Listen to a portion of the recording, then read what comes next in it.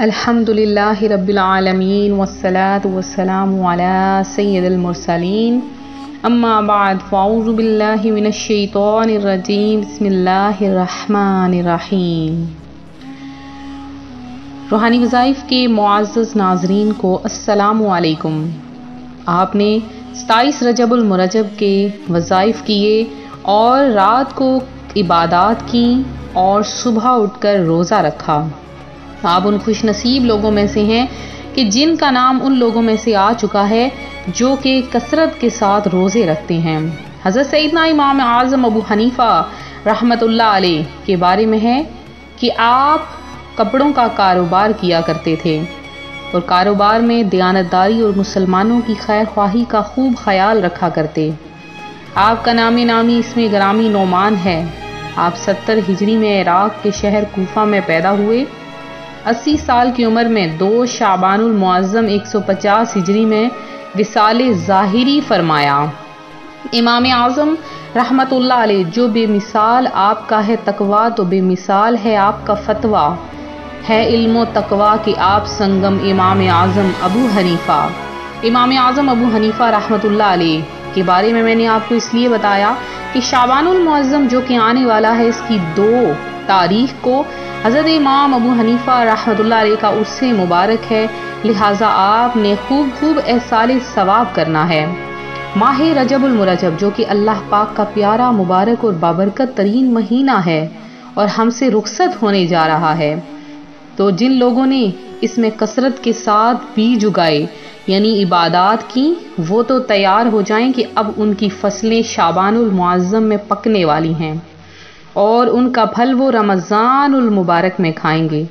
اگر اب بھی آپ غفلت سے بیدار نہیں ہوئے تو ابھی بھی شعبان المعظم آیا نہیں ہے بلکہ رجب کے 2 دن باقی ہیں، لہٰذا ان 2 دنوں میں ابھی سے توبہ و استغفار کر لیں اور اللہ پاک کی طرف رجوع کر لیں اور جو مانگنا چاہتے ہیں اپنے رب تعالی سے مانگ لیں، کیونکہ رجب کا مہینہ گزر گیا تو آپ کی دعائیں بھی کم قبول ہوں گی ضرور، لیکن یہ مہینہ اس قدر مبارک مہینہ ہے، پیارا مہینہ ہے کہ اسے اللہ پاک کا مہینہ کہا گیا ہے۔ اور اس مہینے کی سب سے بڑی خاصیت تو آپ دیکھ ہی چکے ہیں کہ اس میں شعبان المعظم کی آنے سے پہلے ہی شب معراج آ جاتی ہے۔ شب معراج جو کہ پیارے آقا صلی اللہ علیہ وآلہ وسلم کو ہوئی، اس میں اللہ پاک نے آپ کو نمازوں کا تحفہ عطا فرمایا اور آپ نے اپنی سر کی آنکھوں سے اللہ تعالیٰ کا دیدار کیا اور آپ نے جنت کی سیر کی اور جنت جو کہ بہت ہی خوبصورت ترین ہے آپ نے اس کی سیر کی اور اپنے امتیوں کو بتا دیا کہ زیادہ سے زیادہ نیک اعمال کریں تو اس جنت وہ جو آپ نے معراج النبی میں دیکھی تو آپ ہی اسی کے حقدار قرار پائیں گے۔ آج روحانی وظائف چینل اتنے وظائف کے بعد آج آپ کے لیے 2 رجب یعنی 28 اور 29 رجب المرجب کا ایک خاص وظیفہ لے کر حاضر ہوا ہے۔ یہ وظیفہ بہت ہی مبارک وظیفہ ہے میرے وہ بہن بھائی جو کہ اولاد کی خواہش رکھتے ہیں، میرے وہ بہن بھائی جو رزق چاہتے ہیں۔ اب اکثر میرے بہن بھائی ایسے بھی ہیں جنہوں نے یہ خواہش ظاہر کی ہے کہ ان کا کاروبار نہیں چل رہا تو ان کے لیے خصوصی دعا کی جائے۔ اس کے علاوہ کچھ ایسے میرے بہن بھائی ہیں جنہوں نے وہ درخواست کی ہے کہ انہوں نے بہت عرصے سے کاروبار شروع کیا ہے لیکن اس میں خاص برکت نہیں ہو رہی ہے، اور اس کے علاوہ کچھ ایسے ہیں جو بیماریوں کا شکار ہیں، کچھ ایسے ہیں جو کہ رزق چاہتے ہیں، کچھ ایسے ہیں جن کے شوہروں کے کاروبار میں برکت نہیں ہو رہی ہے، اور کچھ ایسی میری بہنیں ہیں جو بیٹھی گھر میں بزرگ ہوتی جا رہی ہیں، عمر ان کی بڑھتی جا رہی ہے لیکن مناسب رشتے نہیں آ رہے ہیں۔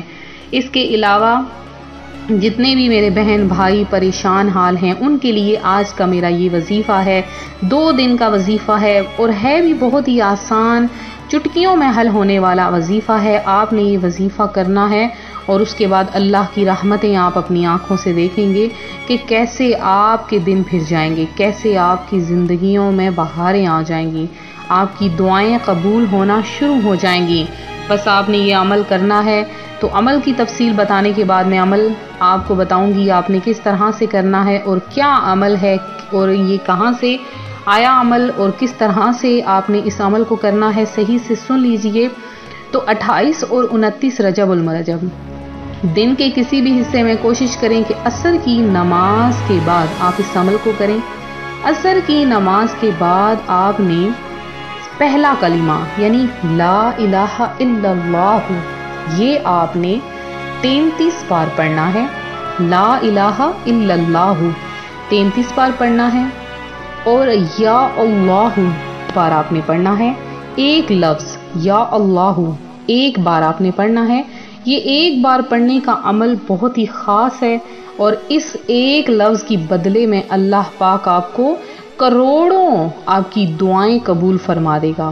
تو سب سے پہلے آپ نے پہلا کلمہ پڑھا، پھر یا اللہ آپ نے ایک دفعہ پڑھا اور اس کے بعد آپ نے کیا کرنا ہے کہ سورہ اخلاص کو 3 بار پڑھنا ہے۔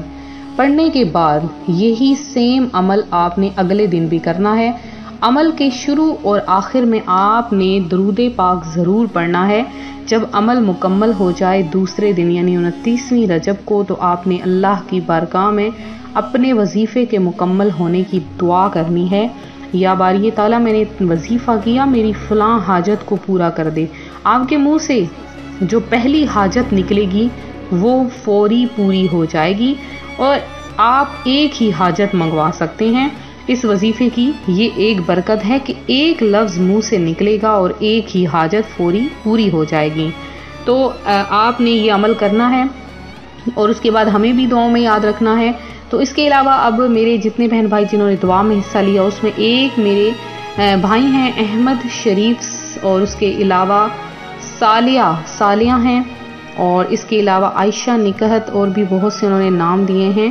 انہوں نے 6 لاکھ بار ماشاء اللہ عز و جل آپ نے درود پاک پڑھا اور روحانی وظائف چینل کے لیے پیش کیا۔ اللہ پاک آپ کی بے شمار دینی اور دنیاوی خواہشیں پوری فرمائے۔ اس کے علاوہ سمرہ فاطمہ، صحرا بانو، عمر صدیق اور روحی ناز ہے، رسیہ اور رضیہ مس علی ہیں ماشاء اللہ عز و جل آپ نے بھی درود پاک پڑھا۔ جہانگیر احمد ہیں، اس کے علاوہ عدنان افتخار بصری ہیں اور جہانگیر احمد ہیں، مہوش اللہ رکھا ہیں جنہوں نے دعا کی درخواست کی ہے۔ اللہ پاک آپ کو اولاد نصیب فرمائے۔ اصفیہ مبارک ہیں، شوکت علی ہیں، افروز ہیں اور اس کے علاوہ سگرا ہیں اور یاسمین خان ہیں، سبیحہ آصف ہیں اور اشال طارق ہیں، سید غوث ہیں اور سونو عمران ہیں، ریشمہ صدیق ہیں، شگفتہ جہاں ہیں، فرینہ ہیں، سمیرہ ہنگی ہیں اور بھی میرے جتنے بہن بھائی جنہوں نے دعا میں حصہ لیا ہے۔ اللہ پاک آپ سب کی تمام دعاؤں تمام حاجتوں کو پورا کرے، آپ سب کو اپنی جناب سے بے شمار رزق عطا فرمائے۔ اسی طرح سے دعاؤں میں اپنا نام لکھواتے رہیں، انشاءاللہ عز و جل ماہ شعبان کے چاند کا وظیفہ آپ کے لیے پیش کیا جائے گا۔ روحانی وظائف چینل دیکھتے رہیں، ہمارا ساتھ دے۔ ملتے ہیں اپنے اگلے وظیفے کے ساتھ، فی امان اللہ۔